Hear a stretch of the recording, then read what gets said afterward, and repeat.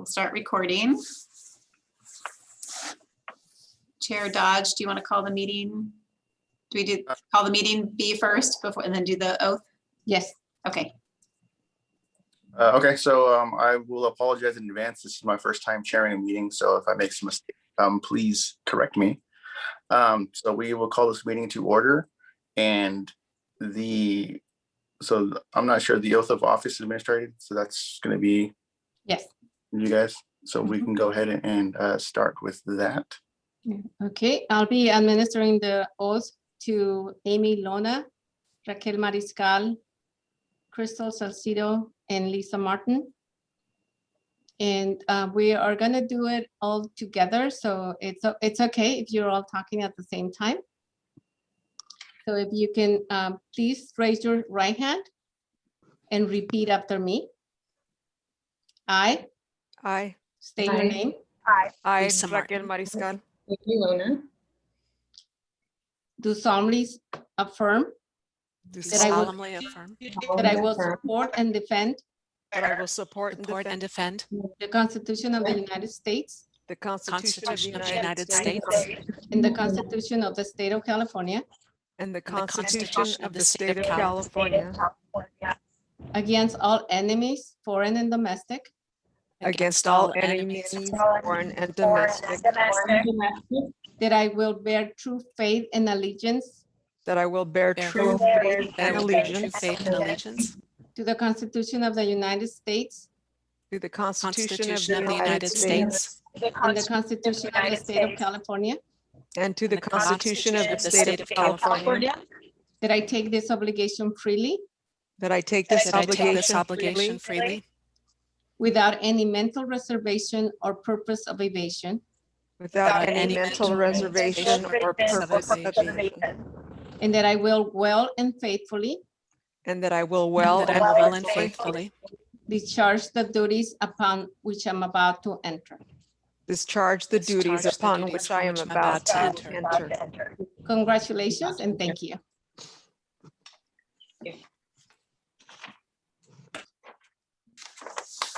Awesome. Thank you. And welcome to the new members and old members. Next we have roll call. All right. So Chair Dodge, Here. Lona. Chairperson Lona. Here. Mariscal, Present. Present. Salcido, Where'd she go? she was here. We lost her. Disappeared. I think we lost her. Mhm. Let's see. Hopefully she'll back. come back in. Yeah, she's back. coming back in. Okay, Salcido, Here, sorry, I pushed the wrong button to okay, unmute. no problem. All right, Newell. Martin. Martin, yes, Lisa, here present. great. And Bobita. It looks like she's here. Did you unmute her? So I believe that is everybody. So now we will do the Pledge of Allegiance. So I'll go ahead and that. So let me, I have a flag in here. So To the flag flag, United America. States States of America. the republic To the republic for which it stands. for which it stands, Under one God, under God, and indivisible, with Indivisible, liberty and liberty justice for all. awesome. Thank you. So next we have consent agenda. And is there something that I do here? I'm sorry, I'm not. Just saying that it's the motion to approve the minutes from December 9th. Call a motion to approve the agenda from, when was the last one? December 9th, was it? December 9th, yes. That's one from December 9th. I second. And we have a second, perfect. And now, do we have any public comment on any agenda item?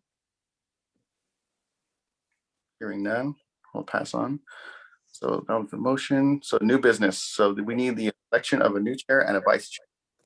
I think we have to vote on the motion, right? Oh, do we vote on the motion? Okay, sorry, can I get I a, think it can be we have the city clerk, it can be a voice vote, correct, B? Just all in favor? Aye. Aye. all that approve? Sorry, I was just gonna ask a point of clarification from the city clerk, since we're doing this virtually. Is it okay to do a voice vote like that? I usually just continue doing the same thing that we do in person, where we actually do roll call for all items. Okay. Our practice has usually been to do a voice vote, but if we should do roll call, then yes, we should do roll call. And that's for the motion of the minutes? Yes, Yes. Okay, so B, should I do the roll call? yes, go ahead. Okay, so Dodge, Yes.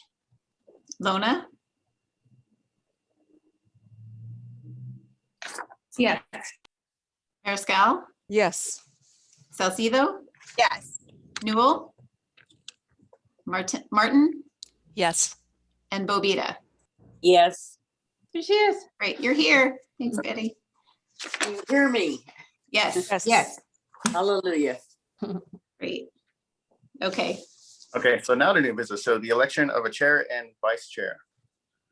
So do we have any, I would say, nominations?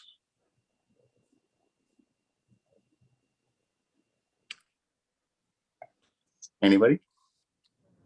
Yeah, I nominate Raquel as the Oh, chair. Betty, no. I appreciate that, Betty. I'm going to respectfully decline. Okay, I'm gonna go down the list then. How about Crystal? If I nominate Crystal, I would accept the nomination. I would need to know a little bit more about it, but that's fine. Yes. okay, thank you. Any seconds? I'll second. Awesome. Are you doing chair and vice chair at the same time? Yeah, as I say, do we take that to vote also, or do we just?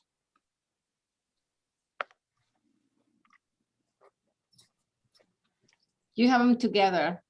Oh, yeah, so you can do the vice chair and then they would take one motion, B? Okay, do we have a motion for a vice chair? Okay, it's me again, Lisa Martin. You might We have- also, I'm kind of in the same situation as Crystal. I would like to know a little bit more, but Crystal, if you're brave enough to lead the charge, I will be right behind you. a staff will enlighten you. They're very, no problem. Okay, I accept. I second. Perfect. So now, take that to vote. Do we do roll calls with that as well? Yes, Roll call, please. Nice to have the city clerk visiting us. Dodge, Yes. Lona, Yeah. Mariscal, yes. Salcido, Yes. Newell, Martin, Yes. Bobita. Yes, To our new chair and vice chair. And now we continue on to 5B. So Assistant City Clerk job description and classification. Staff report. okay, so that's mine. Basically, I'm asking for the assistant city clerk classification to be revised. Since 2007, when the position was created, it has changed a lot now because the city clerk has actually just been evolving, and now it's a paperless office and everything is electronic. The assistant city clerk is more in charge of implementing new software, training staff, doing a lot of project management with all the new technology. And also the assistant city clerk supports the city attorney, since our city attorney is a contract attorney. And we want to incorporate all those functions into the assistant city clerk. And because of that, we're also asking for the salary to be in par with the senior administrative analyst, which is, it gives the assistant city clerk a little bit of a raise, and you can see what the new salary would be. So that's all I have. And then if you have any questions, I'm glad to answer them. I just wanted to say I am driving, but I did have an opportunity to review all the documentation that the city provided in regards to the meeting today. And I did have a chance to review the documentation provided and described by Beatrice. I have a question. Thanks so much for working on this, Beatrice, and bringing us up into the 21st century and bringing it up to reflect the support to at least further develop the infrastructure for the city attorney, since it's a contract position. I appreciate that the increases will be absorbed in the current city clerk's office budget. Is that for this fiscal year, the fiscal year coming up? It's for the next few months. We do have a little bit of money in there that we had allocated at the beginning of the year. So we do have some savings in there. So that's for this fiscal year. So for next fiscal year, the increase of 5.49% will need to be absorbed in the next year's budget. In the next budget, yes. Okay, thank you. You're welcome. For that clarification.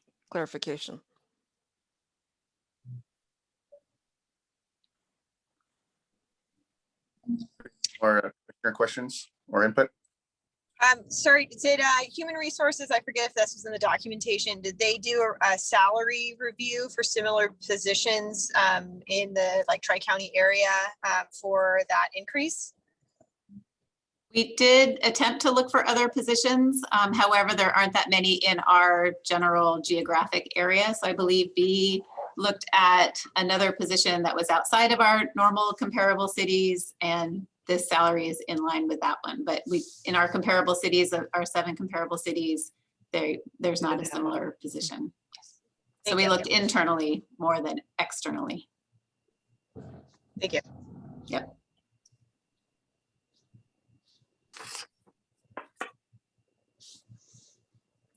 Okay, so since we elected a new chair, does the chair now take over the meeting? Yes. Okay, so. Oh no, oh no. Surprise. Disaster, okay. You're driving, maybe you want to have. I am, I'm sorry, I got stuck in a hearing in the Santa Cruz court and I'm stuck in horrible traffic. But I think I can follow along with how we do the vote, so. Okay, so do you want to call for a motion as the chair? Yeah. Okay. At this point, I'd call for a motion to approve. Okay, here I go. So moved. I approve. I'll second that. And now we'll do a roll call vote. Yes. All right, Dodge. I'm getting the hang of it already. Yes. Mona? Mona is muted. Oh, yes. Great. Mariscal? Yes. Salcido? Yes. Newell? Martin? Yes. Bobita? Yes. Thank you. Thank you, B. Thank you. All right, I will help the chair if you'd like. The next item is the approval and authorization of a new assistant finance manager job classification. And we have our finance director, Cindy Serwin here. Administrative services director, sorry. Hello, everyone. Cindy Serwin, Administrative Services Director here. So I am requesting the creation of an assistant finance manager position. which would be below what I have as an assistant finance director.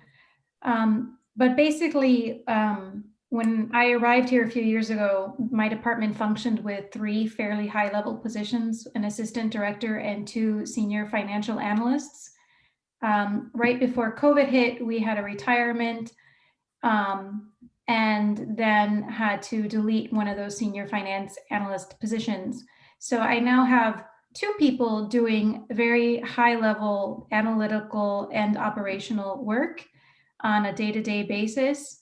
And so, one of those analysts moved up into the director position and the other one stayed, and we have shuffled work around quite a bit to take more routine functions off of their lap and push them down to lower level positions. And so we're now sort of restructuring the department, instead of 3 high level positions to have 2.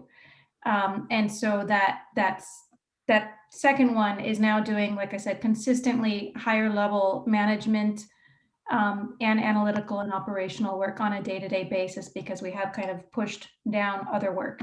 And I believe that is going to be a more permanent structure for my department. We were hopeful that maybe when COVID left, I'd be able to go back to a different schedule. It doesn't look that is happening. And so I do think that the people doing that work need to be compensated accordingly. So I am proposing the creation of this position. It's actually a position that was in existence in the city a long time ago that got deactivated. But so the salary range that I'm proposing is actually in between the senior financial analyst and the assistant finance director, again, in sort of recognition of the higher level work that this person is doing on a very consistent basis at this point. I'm happy to answer any questions. That's the summary of it. Sorry, oh. go ahead. Betty, I have one. On the discussion, it says a salary range being requested is the same as a previously repealed position. When was it repealed? Why was it repealed? And why are you bringing it back? It was repealed. It was repealed at the time that I updated the assistant finance director position about 1.5 or 2 years, actually about 2 years ago, but it had not been used. Actually, it had not been a filled and used position for, I think, many years before that. And Natalie's nodding her head, and she probably knows the history better than I do, as I've only been with the department about 3.5 years. So I'm proposing to reinstate it again, because I think the job description that we had and the salary range that we had fit the level of work that this person is performing. And so that's why I'm proposing to reinstate that position. Though in practice, I think what is coming to you as a new position, because again, it hasn't been filled or used in quite a number of years. Thank you. And Cindy, could you clarify what is additional or new than what the current position is? Like, in what way that position has changed to take over more of the workload or more higher level functioning?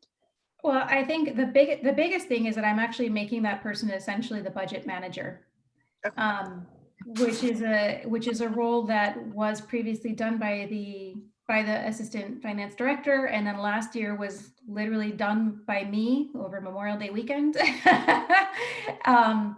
And so again, I am restructuring her role also to give her more responsibility. So I'm really going to make her in charge of the budget process and the budget management throughout the year.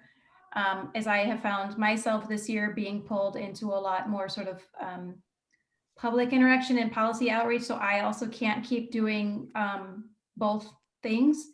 So what I will essentially have is my assistant finance director will be a accounting manager, CAFR director, really doing, again, sort of the huge part of the behind the scenes accounting work that is not very sexy, but requires a huge amount of education and knowledge. And this person is going to essentially become my budget manager. Thank you, Cindy. And yes, I've seen you at those public presentations. I've enjoyed them greatly. Thank you.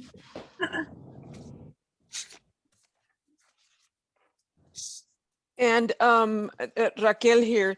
And then I see that this position, and it's because there's an increase at the top step, is going to be subject to approval with regards to the proposed budget process? Yes. Okay. Yes. So I'm proposing this would be part of my budget proposal to the council. Thank you. Mhm.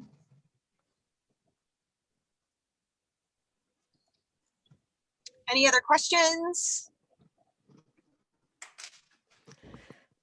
And if Beatrice or if you could remind me of the language I'm supposed to use in order to move this.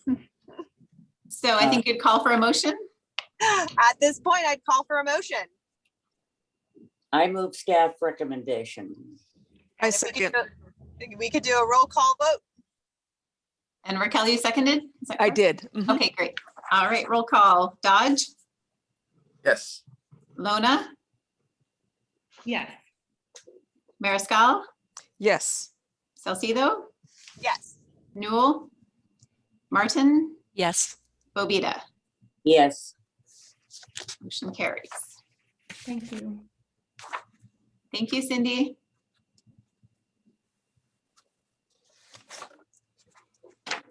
Okay, next we did have the adoption of the GIS analyst and the analyst 1 and 2, but we pulled that for tonight.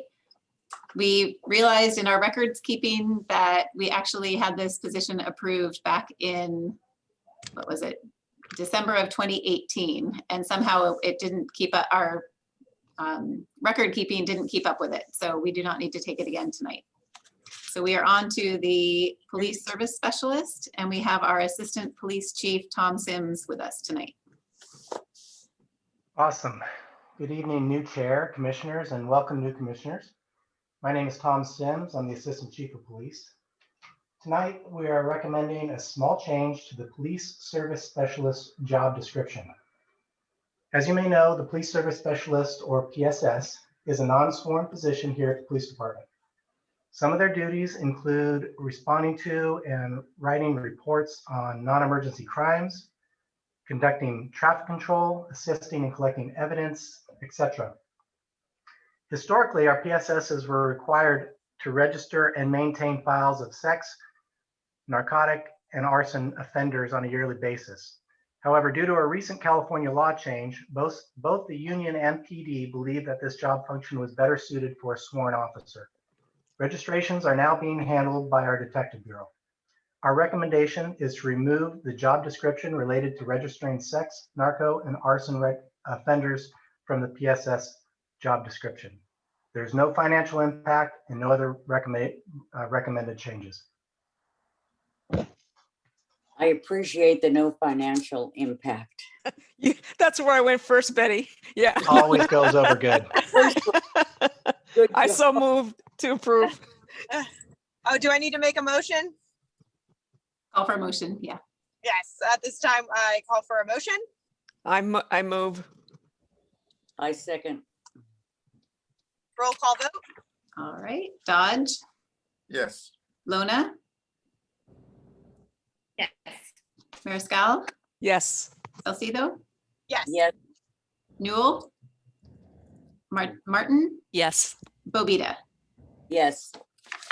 Motion carries. Thank you, chief. Thank you. All right. Next, we have the updated Parks and Community Services Department job descriptions and salary ranges. And we have our Parks Director, Nick Kalabakib, here to give that report.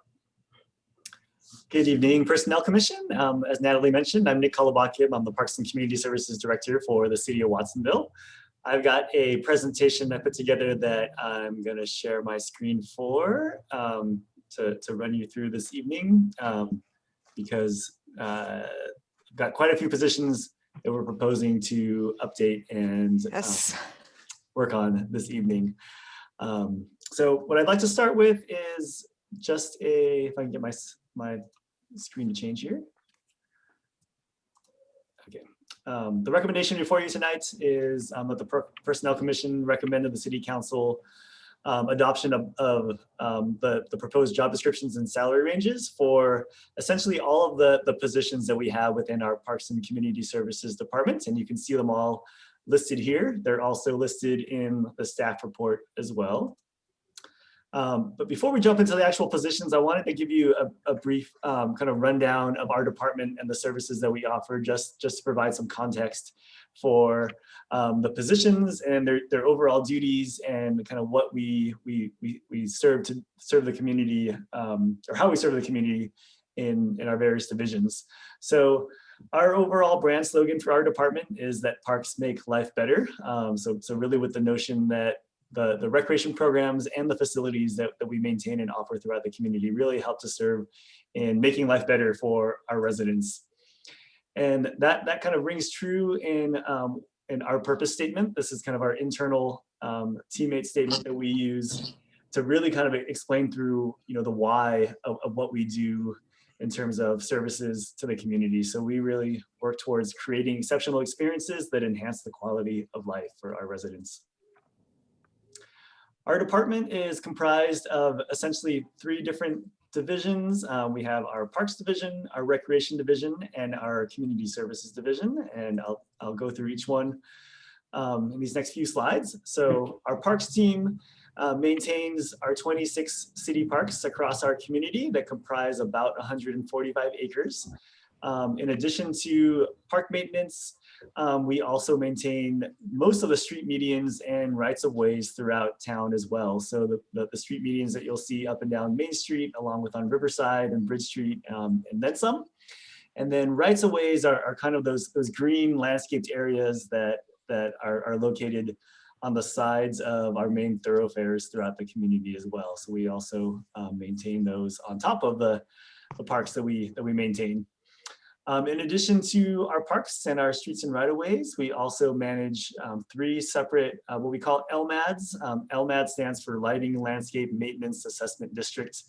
And essentially they're neighborhoods or planned developments for which the city serves essentially as kind of the landscapers that an HOA, for example, would usually hire to maintain street trees and common areas for the developments.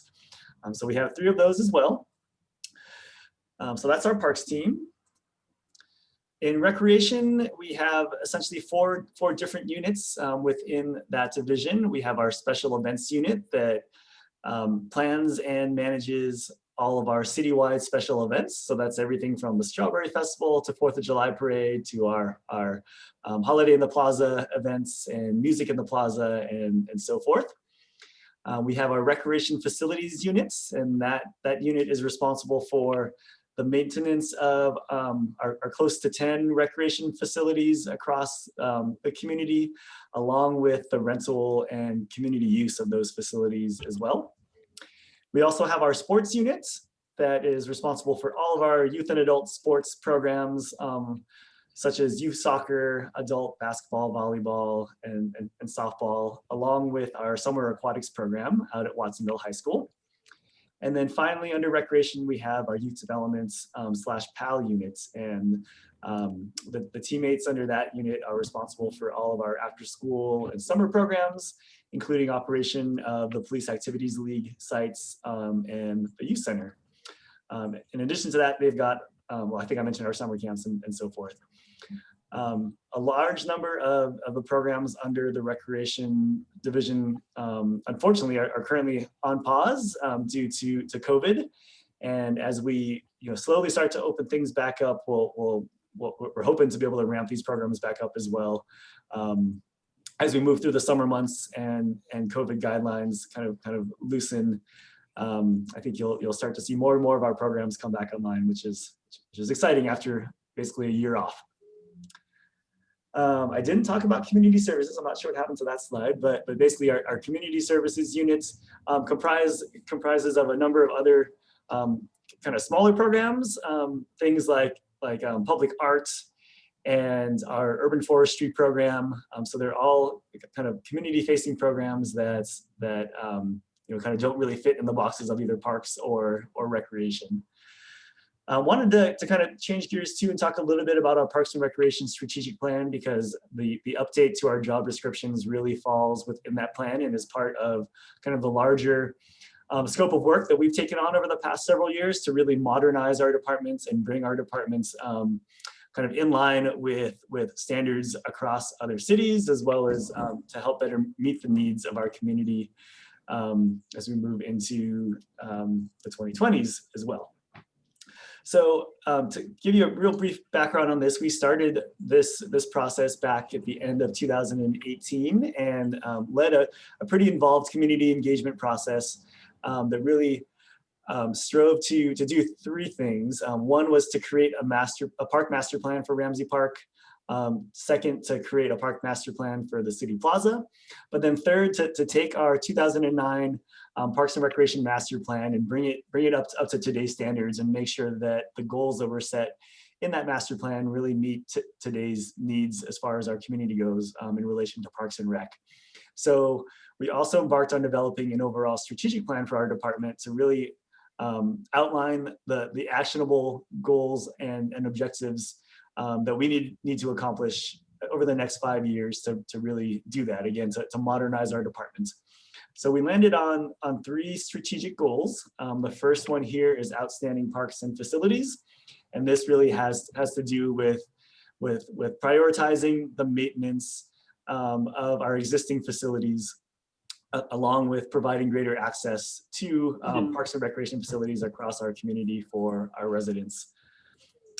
Our second goal is great programs, and this really has to do with elevating the level of responsiveness our programs have to our community needs, but also to making sure that all of our programs that we offer, whether it be programs for youth and teens or seniors or families, really again kind of meet the overall needs of our community, and that we do that in ways that are cost effective, in collaboration with community partners, and really again best serve the needs of our community.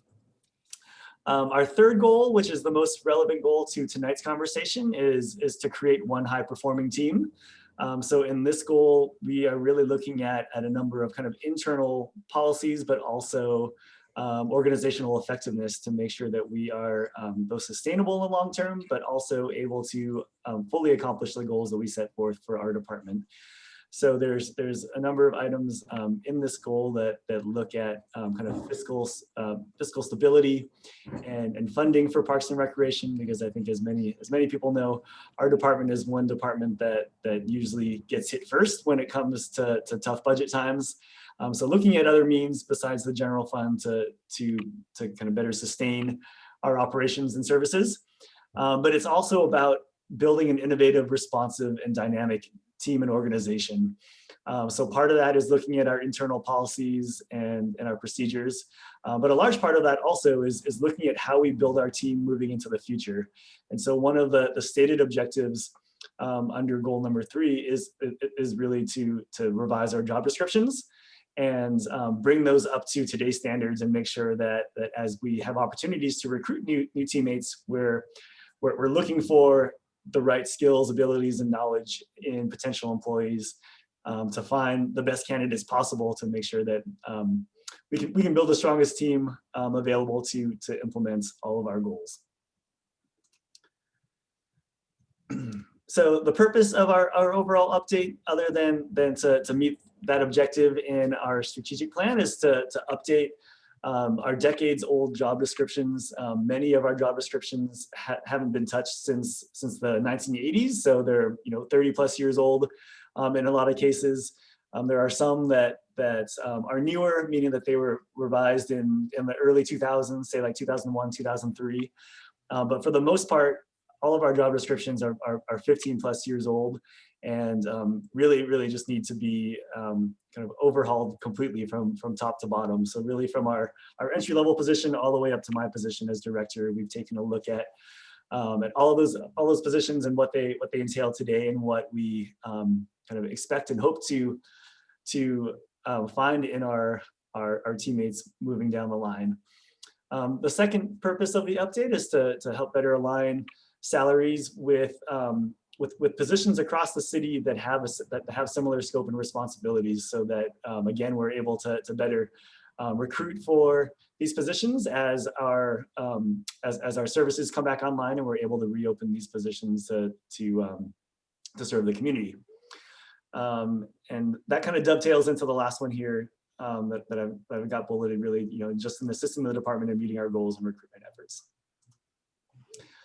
So to give you a kind of visual rundown of how our department is set up position-wise, I tried to line up our positions kind of as best as possible in the hierarchy of things. So you can see at the bottom of your screen, our recreation specialists and our park maintenance worker 1s and 2s are entry-level positions in both the recreation and parks divisions. The administrative assistant 2s on the right-hand side of your screen are also entry-level positions, but the program I used to develop this chart didn't let me drop them all the way down to the bottom, but that's kind of more so where they sit in the hierarchy of things. If you move up to the next kind of rung in the ladder here, you'll see our senior park maintenance workers kind of in line with our recreation coordinators. Those positions are kind of our first level supervisor positions in the hierarchy of things. And then you'll see that once we move beyond the rec coordinators and the senior park maintenance workers, all of our positions have similar titles. So we move up the ladder into the third level, and you'll see our park maintenance supervisors paired up with our recreation supervisors, our park maintenance manager paired up with the rec services manager, park superintendent with the rec superintendent. On top of all that, we have an assistant director position, and then finally my position as director up at the top. What's being proposed for the most part as well is that the supervisor level on up, but the salaries kind of match across the division. So rec supervisors make the same as park supervisors, and the recreation services manager makes the same as the park maintenance manager. Okay, so again, these are the positions that we're proposing to update job descriptions for. You'll notice that there are 2 positions that we are not proposing job description updates for, and that's the rec facilities coordinator position. It's a position that hasn't been filled since the early 2000s, I believe. So we didn't take a hard look at that one. We don't plan to use that one anytime soon. And I think if and when we do plan to bring that position back, then we'll take a look at it then. And then the older adult services supervisor position, which is also in line with our other 2 supervisor positions. That title and job description was created and adopted by the Personnel Commission and the City Council in 2019. And the language that we've used in that job description is very much in line with the other job descriptions that are proposed tonight. So we're not proposing to update that one at this point. In terms of our salary updates, you'll see in the report as well that most of these positions come with proposed salary changes and updates as well. All of the positions that we've updated job descriptions for are kind of the salary changes apply to, except for the park maintenance worker series, and that's because we recently addressed those salaries with the most recent OA3 negotiations that just took place a couple months ago. And so in that move, we kind of matched the parks maintenance worker series with the utility worker series in public works. And so we kind of already addressed that. And then we haven't proposed a change in the director's salary either, since that position is kind of banded with the salary of other directors across the city. So a couple things to note with the proposed salary changes, other than the ones that aren't being touched, is that we're really using kind of the recreation coordinator position as the baseline salary for the proposed changes. And the proposal is to match the rec coordinator position with that of the city's environmental science workshop coordinator position that has essentially the same duties as our recreation coordinator does. The position just happens to live in a different department and is kind of a little bit more focused on science workshop related activities. But a little bit of history with that too, that position was originally in the Parks and Community Services departments, and then was at one point moved to Public Works, I think sometime in the early 2000s or so. So the duties are really similar, and that became even more apparent through the pandemic as our team worked directly with the science workshop coordinator to offer distance learning and recreational activities to our young people. And so that's what we're proposing to kind of start with. What you'll see in the proposal as well, or in the report as well, is that the salary ranges for positions that are above the coordinator level are spaced at 12.5% above the position below. The one exception to that is that the recreation specialist salary is being proposed to be 15% below the coordinator salary. In looking at our salaries and comparing them, or our proposed salaries and comparing them to our 7 comparable cities, we also look to make sure that we were in line with kind of the average and medians of those positions as well across our comparable cities. And notice that the rec specialist position, if we were to go 12.5% below the rec coordinator salary, would end up being kind of a little bit above market. So we changed the interval between the rec coordinator and the rec specialist position to 15% instead of keeping it at 12.5%. Let's see here. Another thing to note is that we're looking at a phased implementation of these salary changes as well. So we have included the costing for these changes in our proposal for our budget for next fiscal year and the following fiscal year. So these wouldn't go into effect if approved until July, or the first full pay period after July 1st of this year. And we're also proposing that the top step salaries kind of be added on to the top of the existing salaries. So essentially we'd be adding additional steps beyond the current pay scale, and employees who are in these classifications currently would be adjusted accordingly, so that they don't end up with salaries below where they're at. What we'll end up seeing is that most folks will see a small bump in this next year, and then those who are at top step today will have additional steps to be able to aspire to with the new salary ranges. Hoping that makes sense. I know it's a little bit difficult to explain. Okay, I think I talked through most of what's on this slide here. The fiscal impact of these changes will be about $35,000 in the next fiscal year, and then $32,000 in the following fiscal year. And you can see in this big crazy chart here, the current hourly and monthly salaries, and then what is being proposed those be changed to. These are also in your report, so if you aren't able to catch these all on the screen right now, you can find them there as well. So again, the recommendation before you tonight is that the commission make a recommendation to the council to adopt the proposed job descriptions, as well as the salary ranges for our positions in the Parks and Community Services departments. And with that, I'm happy to take any questions you might have.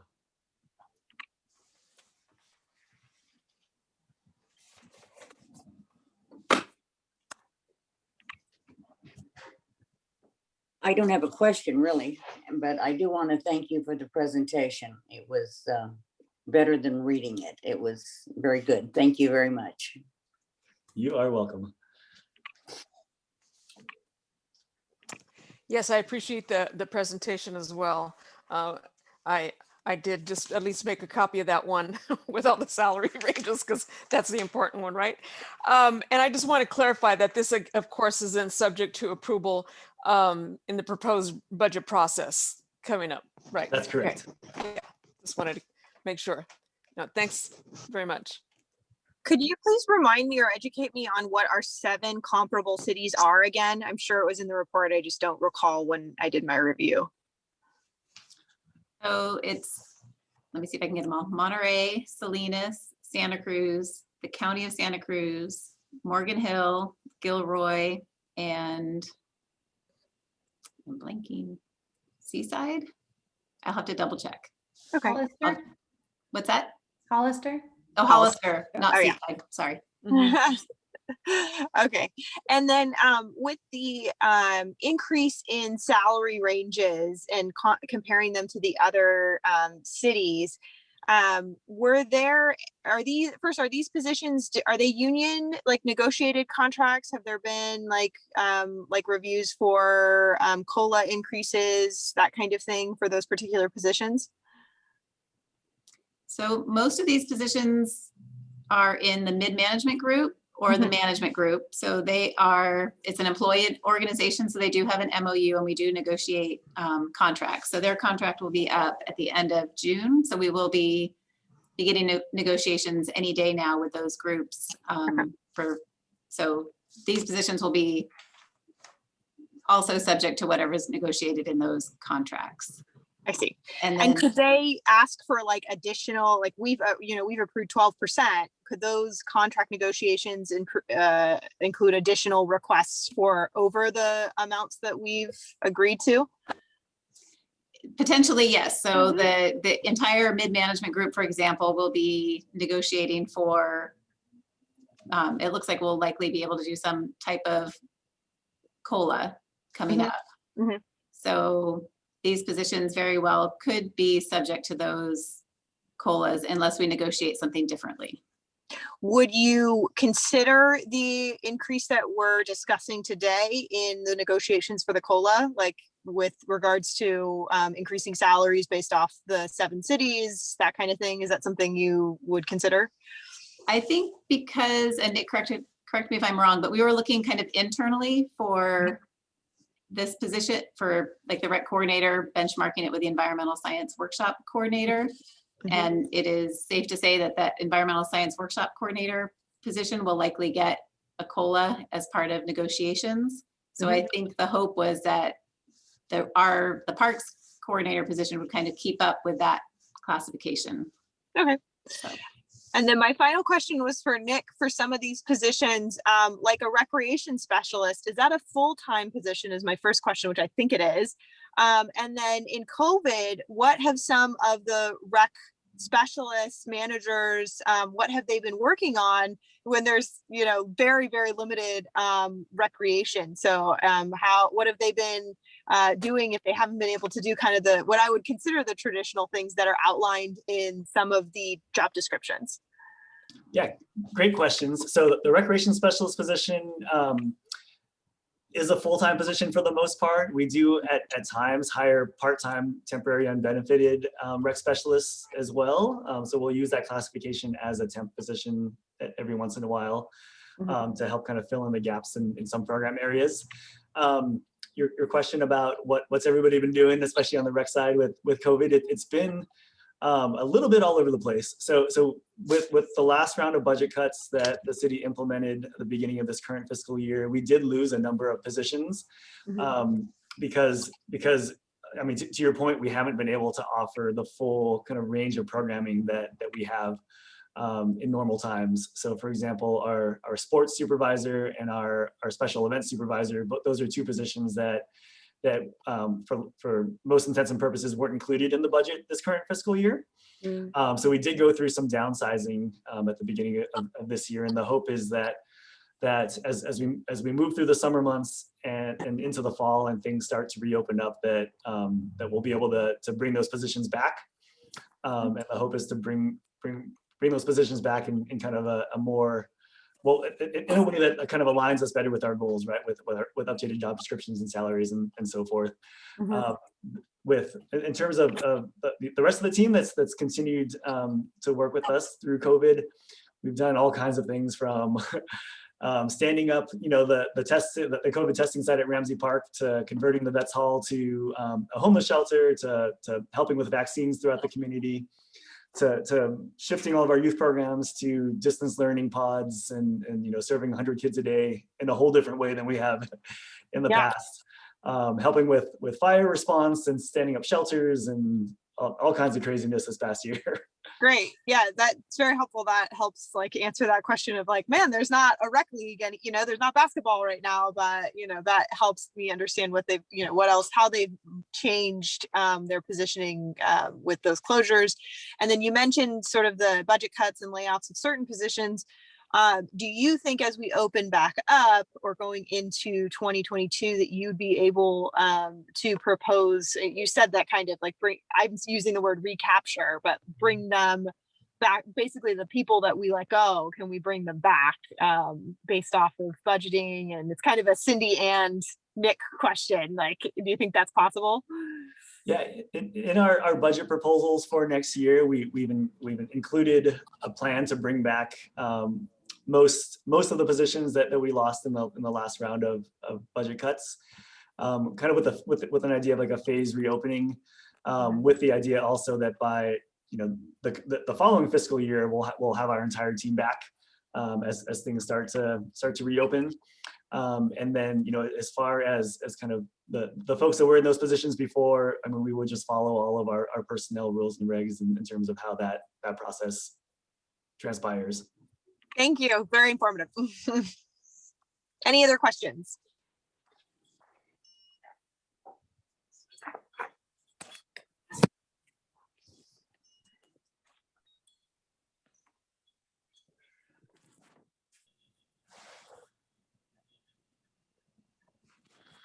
You're muted.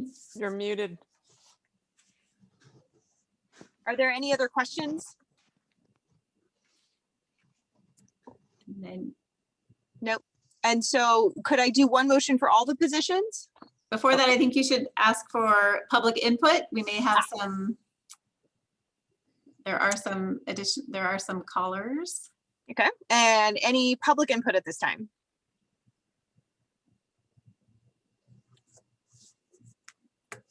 I think I have to unmute them. Let me see.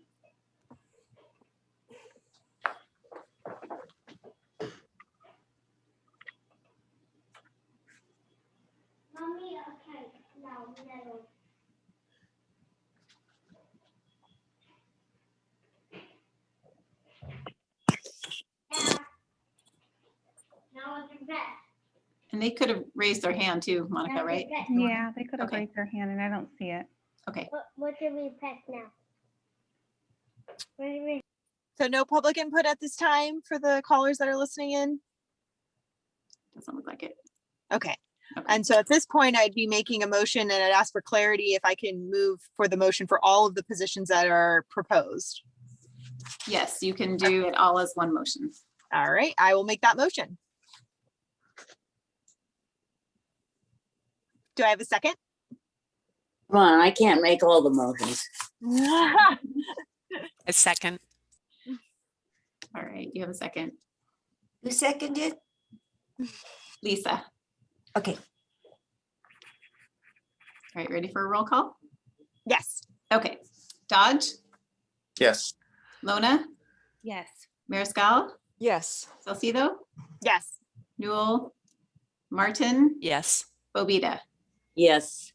Motion carries. Thank you, Nick. Yes. Thank you. You all.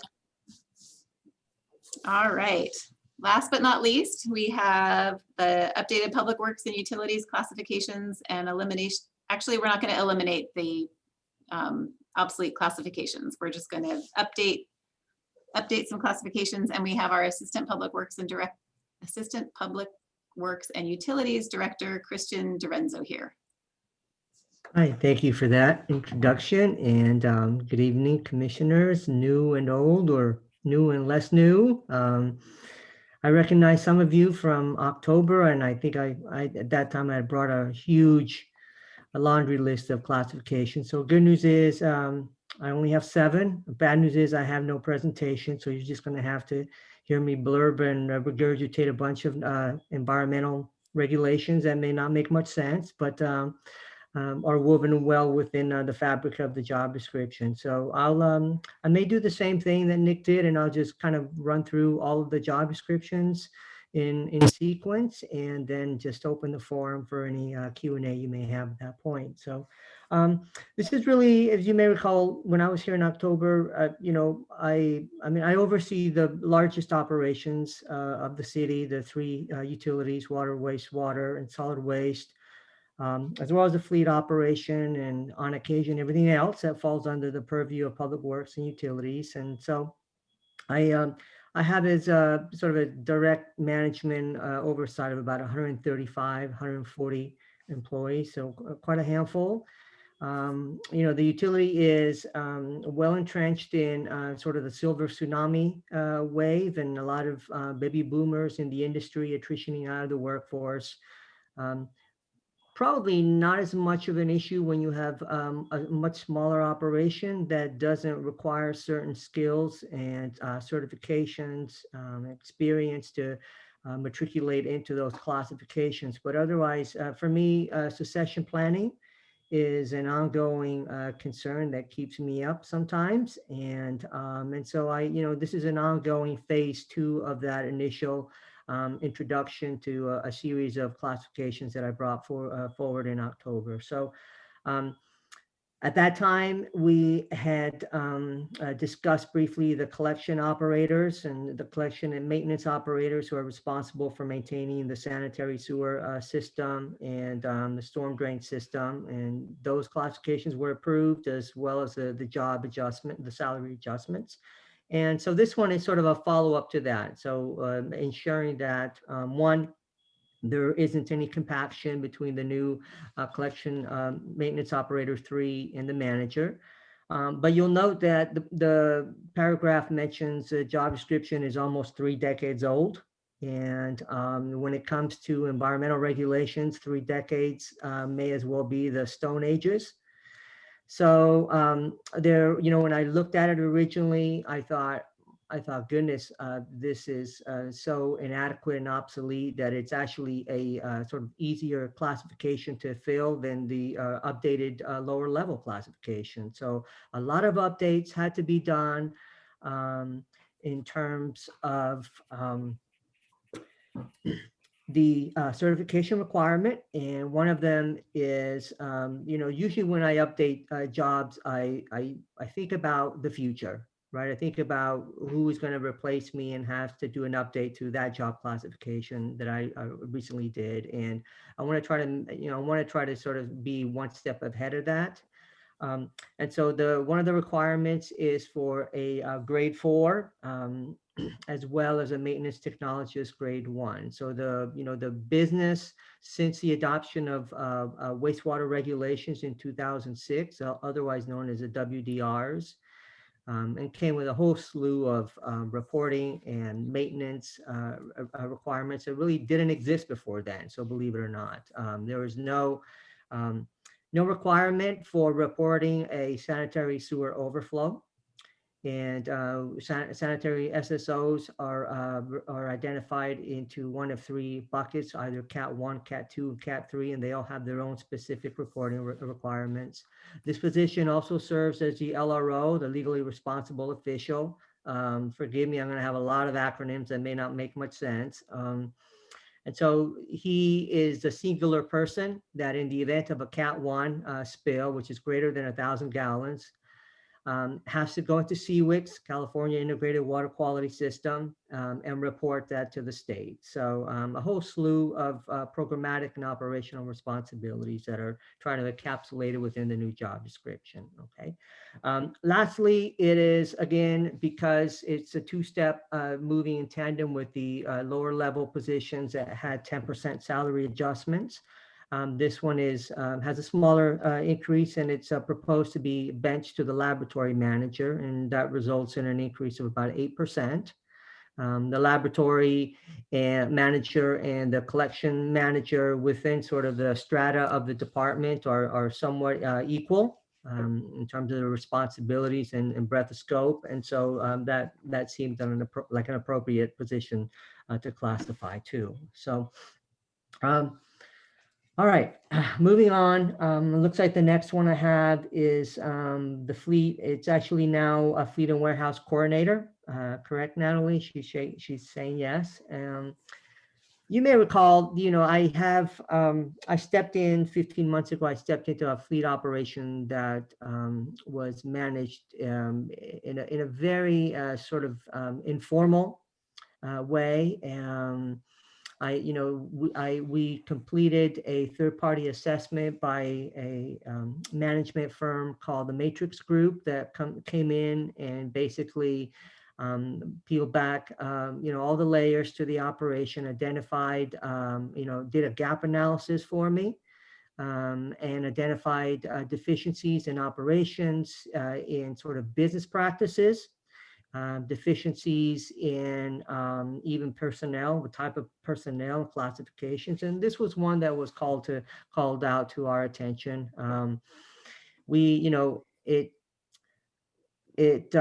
It is disconcerting for me and disappointing when I often go to the fleet operation and I see parts strewn all over the place. And there is really not much of a sort of cohesive, centralized management of inventory and parts. And so procurement is sort of done almost in a very devolved, individualized manner. You'll have, whether it's a supervisor or a mechanic that will just put in, a request for a parts. And so there's really no rhyme or reason to it. And so a part specialist was deemed as a vital position to sort of, be a steward and manage that entire business practice for. And this position, like the mechanics, would report to the new fleet manager that you may or may probably don't recall that I brought to your attention way back in October. So this is a continuation of right sizing and sort of implementing a lot of the recommendations that were made from the Matrix report. So there is a proposed salary. It's a brand new classification. This is a singular job. And so the next one, that's the only fleet position I have for your consideration this evening. The next one is a Waste and Recycling Center supervisor, formerly known as a Waste and Recycling Center coordinator. He is the person, for those of you that have taken advantage of the PDO, the public drop-off, whether it's been a mattress or hazardous waste. We now have expanded our household hazardous waste operation, and we accept hazardous waste 3 times a week. Otherwise, we're open from Tuesday through Saturday from 9:30 to 2, I believe. So, but the PDO, the Waste and Recycling Center supervisor oversees the entire PDO operation, oversees the reporting requirements for the household hazardous waste portion of it, as well as ensuring that we adhere to a series of stormwater best management practices at the facility. And this position has additional requirements, one of which is a 40-hour HAZWOPER certification. HAZWOPER stands for Hazardous Waste and Operations Emergency Response Plan. So that's a requirement of this position, as well as obtaining a SWANA transfer station. The entire PDO, that structure, is otherwise known as a transfer station. The PDO is really just takes up most of it, but that whole structure is otherwise referred to it as such. So this position will be benched to the senior sort of senior trash truck integrated waste drivers. And so there's parity amongst those positions, and that results in an 8% salary increase. Moving on to the environmental projects analyst. So one of the things that I did in the last 4 to 6 months is to create a new division within Public Works, and that is the Environmental Sustainability Division.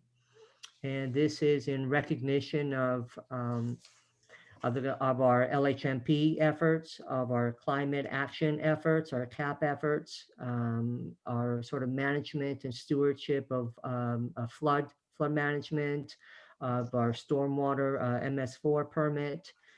All things environmental are under the management of this one particular division. There's been a promotion internally over the last couple of months for a manager to oversee that as a division manager, and this is a support role. So we don't currently have anybody. The idea is one day in the not too distant future, as a need arises, we would recruit for an environmental project analyst or a senior. And so in order to do that, I wanted to update that job description, make sure that we would be able to have a successful and proper recruitment. So one of the things that it corrects is it currently resides in the OA3 bargaining group, and so that's incorrect. I'm not sure when it originally moved there, probably long time ago, I would suspect. And so that position is moving to the mid-managers with the administrative analyst series, and the salaries bench to that classification as well. So the water services supervisor has no salary adjustment. It is doing nothing more than making the obtainment of a commercial Class A driver's license an optional as opposed to a requirement of the job. There are three different commercial classifications, A, B, and C. A is sort of the more encapsulating, ubiquitous one. If you have a Class A, you can drive vehicles that are rated as Class B or Class C. And so it's not, we've pivoted the operation to have a 2 supervisor system as opposed to 1 supervisor. And so part of the reason was for span of control. It's a relatively large operation in water distribution. There are 16, 17 employees in that division.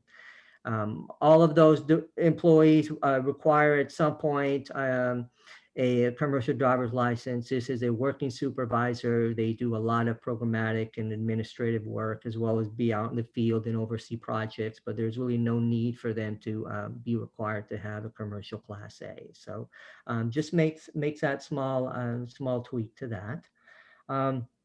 The penultimate one is the wastewater operations supervisor. That is really supplants the wastewater treatment facilities manager. That is an old job that existed before the plant did recycled water. Recycled water triggered a Class 5 rating for the facility.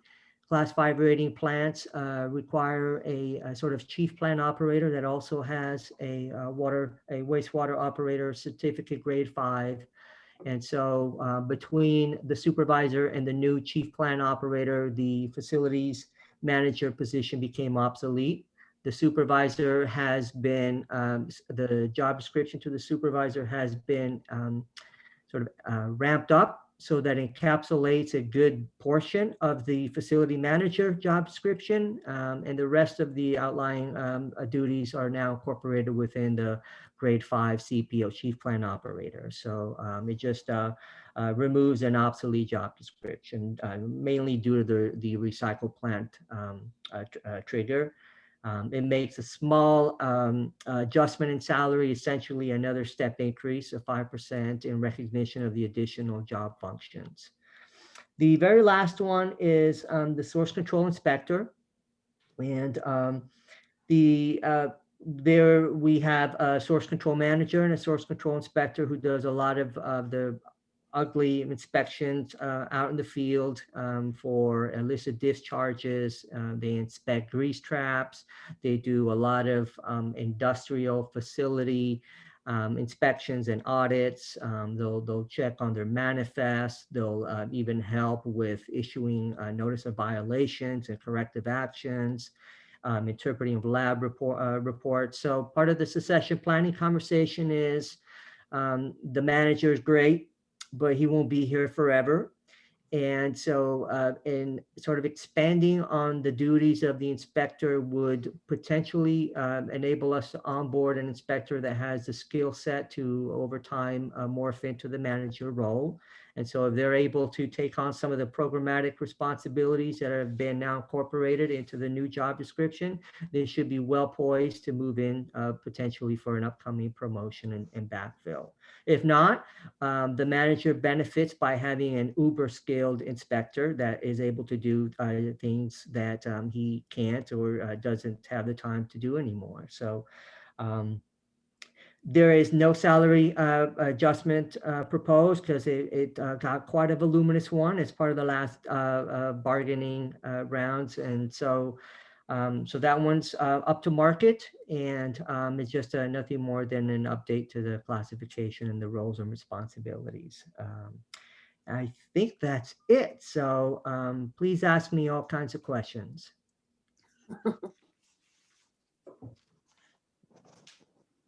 Anyone have any questions? If I could just make a really quick comment, I really appreciate the eye to the succession planning and ensuring that these job descriptions are utilizing the experience that we currently have. I think that's wise management, and you're to be commended for really thinking strategically in the best interests of the city to ensure we've got the best people ready to take on those roles. Thank you. I appreciate that. This is being recorded, right, Natalie? I got that on writing? Good, thank you. Yes, it's being recorded. Any other questions and any questions from the public?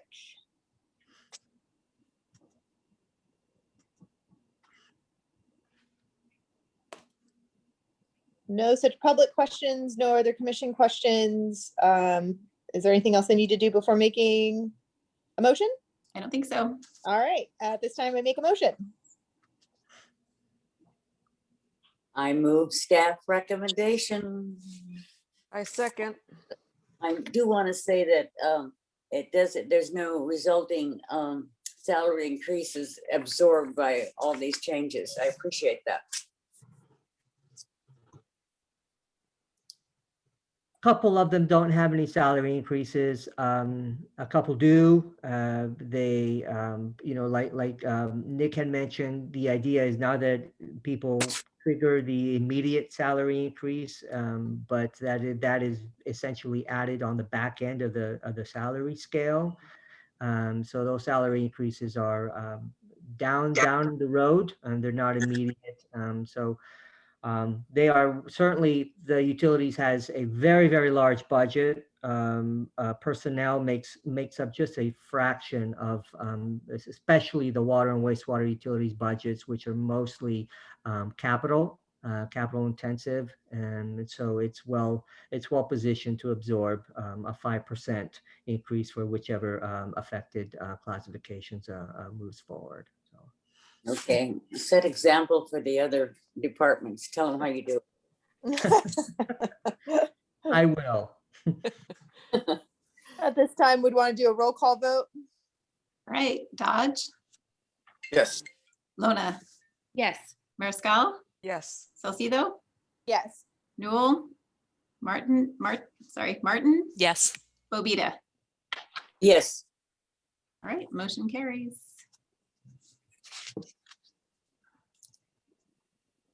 All right, the next item is, no, thank you, Christian. Yes, Yeah. thank you. Thank you, everyone. See you next time. Have a good night. The next item is the Human Resources Director's Report. So that's me, and I don't think I introduced myself at the beginning, but I'm Natalie Manning. I'm the Deputy City Manager and the HR Director. And I'd like to take the opportunity to introduce Francis Delfino, who's here as our Senior HR Analyst, and then Monica Flores, who is our HR Analyst. And they both helped put this meeting together, and you'll probably hear from them in the future with packets and any questions that you have. As far as a report, as you can tell, we've been really busy. It feels like with COVID, things slowed down, didn't really slow down for the city. We found new ways to do things and had to reassign like our park staff and our library staff to do other duties. But as the pandemic is hopefully waning, we've been able to get back to a little bit more of a normal operation. Our library is getting ready to open up their second floor, I think, very soon. They already have their first floor open. Our Parks Department, as you've heard, is gearing up for starting a lot of their programming again. And so we've just been really, really busy. We've started to hire positions in our Public Works Department, our Community Development Department. So even though things were slow in the very beginning, things have definitely sped up, and we've just been extremely busy. Having said that, we have some big retirements coming up. Our city attorney is retiring, and he's been here for, I'm sure, at least 20 years. So we have just released an RFP for city attorney services in hopes that we'll be able to have some overlap probably in the fall between a new firm and our current city attorney.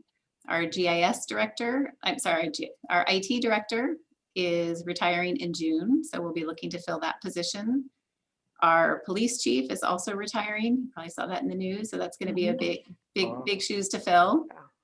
And we also have our city clerk, Beatrice, who was with us earlier, is also retiring after almost 30 years with the city. So we have a lot of succession planning and positions to fill in the next 6 months. Any questions from me? In terms of the chief of police position, my understanding is that they get basically PERS retirement after 5 years. Is that correct? 5 years of service? Correct. You're vested after 5 years. Okay. And is that something that PERS decides? I guess my question is, that's a pretty large pension. We have 2 now living retired police chiefs. And their PERS vest after 5 years. Is there a way that we could ask for a longer term of service than 5 years? I'm pretty sure that's a PERS rule, which is state Okay. law. And one thing to keep in mind that your PERS retirement is based on your years of service as well as your age. So if you've only worked 5 years, let's say, you would get 5 years times the multiplier, which it depends on if you're a classic employee or a PEPRA employee, but a classic employee is 3%. So you get 3% times 5 years times the, the highest year of your salary. So. But okay, that was it. Sure. Thank you. Yeah. Any other questions? All right. I don't believe we have any presentations. Are there any oral communications from the public or the commission? Very nice to meet you all. Thank you for such an amazing vote of confidence.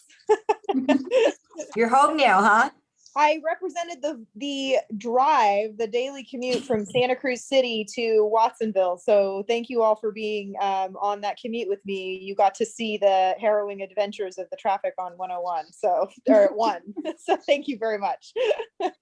And thank you to all the new commissioners. If you have any questions about this commission or about our bargaining units or about how our salaries work, or if you want any other background information, please go ahead and send Monica or myself an email, and we'd be happy to either meet with you or send you information, whatever you might need to get up to speed with all things personnel.